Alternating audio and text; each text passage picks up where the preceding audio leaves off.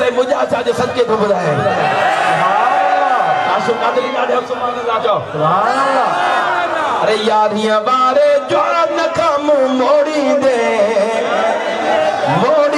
त सजी उम्र लोड़ी दे वो दस्तगीर जो आशिना वो अर्थ मत करे नारो हने बेली अरे यारियां बारे जो नखम मोड़ी दे त संतरा सजी उम्र लोड़ी दे दस्तगीर जो नारो ने बेबुधाई यारी खाने वाला वाह वाह नंगर यारियां जो जन अविरायो मालिक तन जो रिज़्क़ वधायो बोला जो को डाडिया नारो बुधाए दस्तगीर जो सदके रिज़्क़ करोगी में मालिक तन जो रिज़्क़ वधायो वाह वाह आधे तरह करे भेज दस्तगीर जो अरे ना तो लाए पहुंचे तू थोड़ी दे तो सजी उम्र लोड़ी दे यारियां बारे जान कम मोड़ी दे तो सजी उम्र लोड़ी दे यारियां बारे जान कम मोड़ी दे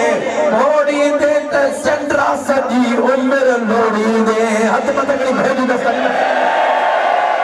अगे शेर हले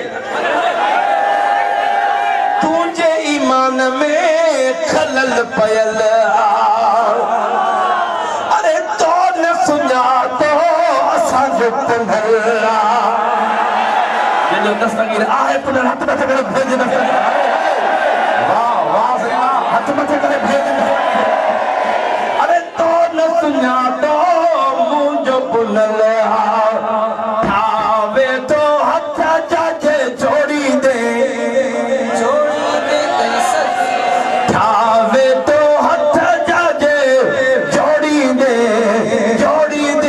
सजी उम्र लोड़ यारियां बारे जान कम मोड़ी दे तो सजी उम्र लोड़ी दे हाँ मोड़ी दे तो सजी उम्र लोड़ी दे आले नबी सा इश्क रखी दस न्याज़ इन वड़त यार सखी दस न्याज़ इन वड़त यार सकीन से बेके दर आदोखी मां खोड़ी दे तो सजी उम्र लोड़ी दे अरे यारियां बारे जान कम मोड़ी दे तो सजी उम्र लोड़ी दे सब गर्दी भी जाओ तो दस्तगीर राधी दे यारियां बारे जान सजी उम्र लोड़ी ने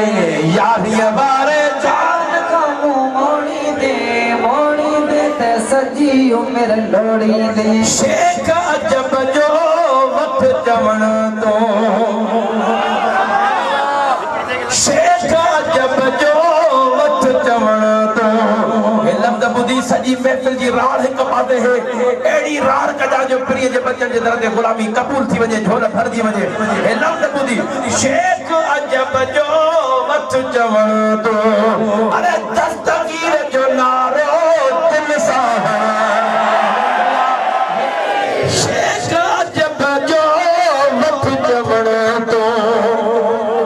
हाने अते नी दा लफ्ज़ दस्तगीर जो नारो बुधा जा अरे दस्तगीर जो नारो दिल सा